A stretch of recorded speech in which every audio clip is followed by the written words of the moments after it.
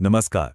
आज हम बात करने वाले हैं बांग्लादेश के एक ऐसे फैसले की जिसने वर्ल्ड कप से ठीक पहले सबको चौंका दिया। एक नाटकीय यू टर्न जिसके पीछे की सच्चाई आपको हैरान कर देगी। तो आखिर ये सुरक्षा का खतरा था या कोई राजनीतिक ड्रामा? इस वीडियो को अंत तक जरूर देखें। सोचिए, ये शब्द बांग्लादेश सरकार ने सरेंडर कर दिया है। ये कोई छोटी मोटी बात नहीं है। ये एक बहुत बड़े टकराव और उसके अंजाम की तरफ इशारा कर रहा है। पर सवाल ये है कि आखिर ऐसी नौबत आई ही क्यों? तो हुआ कुछ यूं कि पूरे 3 हफ्तों तक मामला एकदम अटका रहा। बांग्लादेश सरकार ने, आप समझिए, बिल्कुल साफ साफ कह दिया था कि भाई, भारत में हमारी क्रिकेट टीम की सुरक्षा को बहुत बड़ा खतरा है और इसलिए हम अपनी टीम को भेजने की इजाजत बिल्कुल नहीं देंगे। और देखते ही देखते मामला गर्मा गया। देखिए, पहले हफ्ते में तो सिर्फ चिंता जताई गई थी, लेकिन तीसरे हफ्ते तक आते आते ये एक सीधा इनकार बन गया। फिर अचानक पासा पलट गया।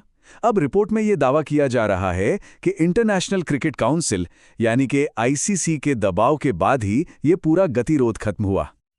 और बस यहीं पर आता है कहानी का सबसे बड़ा, सबसे नाटकीय यू टर्न। अरे, जो सरकार सुरक्षा को लेकर इतनी ज्यादा अड़ी हुई थी, उसी सरकार ने अचानक एक टीम को भारत जाने की हरी झंडी दे दी। अब सोचने वाली बात तो ये है कि आखिर रातों रात ऐसा क्या बदल गया था? लेकिन रुकिए, यहां एक बहुत ही जरूरी सवाल उठता है। क्या ये वही क्रिकेट टीम थी जिसकी सुरक्षा को लेकर इतना बड़ा हंगामा खड़ा हुआ था? बस यही सवाल हमें कहानी के सबसे दिलचस्प मोड़ पर ले जाता है। और ये रहा वो मोड़। जो टीम असल में भारत आई वो क्रिकेट टीम थी ही नहीं। जी हां, वो थी बांग्लादेश की नेशनल शूटिंग टीम।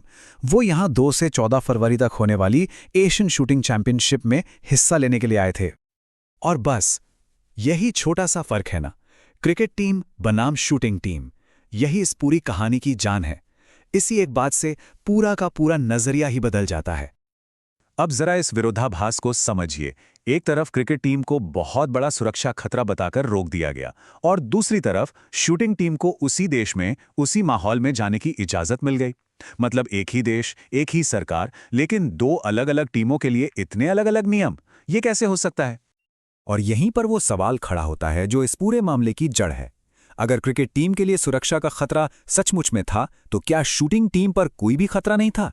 क्या वो किसी भी जोखिम में नहीं थी? ये सवाल तो अपने आप में ही सब कुछ बयां कर देता है। क्या वो खिलाड़ी युगांडा से थे, नेपाल से थे या इटली से? नहीं, वो भी तो बांग्लादेश से ही थे। तो फिर उनकी सुरक्षा को लेकर ये डबल स्टैंडर्ड क्यों? और इसी पॉइंट पर स्रोत अपना सबसे बड़ा आरोप लगाता है। उसका कहना है कि ये पूरा मामला असल में कोई सुरक्षा की चिंता थी ही नहीं।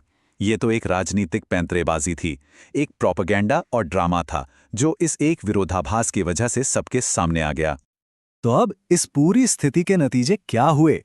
स्रोत के मुताबिक बांग्लादेश क्रिकेट बोर्ड के लिए ये बहुत गंभीर हो सकते हैं। एक तो उनकी साख, उनकी विश्वसनीयता दांव पर लग गई है। दूसरा, उन पर इंटरनेशनल संस्था की तरफ से भारी जुर्माना लगने का भी खतरा मंडरा रहा है। मतलब सीधे सीधे कहें तो बोर्ड ने अपने ही पैर पर कुल्हाड़ी मार ली है। तो कुल मिलाकर कहानी ये बनती है, सुरक्षा को लेकर एक बहुत मजबूत राजनीतिक स्टैंड लिया गया, लेकिन सरकार के ही एक दूसरे फैसले ने उस स्टैंड की, आप कह सकते हैं, हवा निकाल दी और उसे खोखला साबित कर दिया।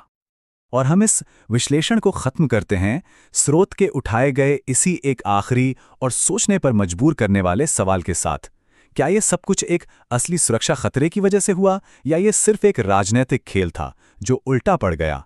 ऐसी ही जानकारी के लिए सब्सक्राइब कीजिए ऑल कैन स्टडी को। थैंक यू और चलिए अब मिलते हैं अगले वीडियो पर।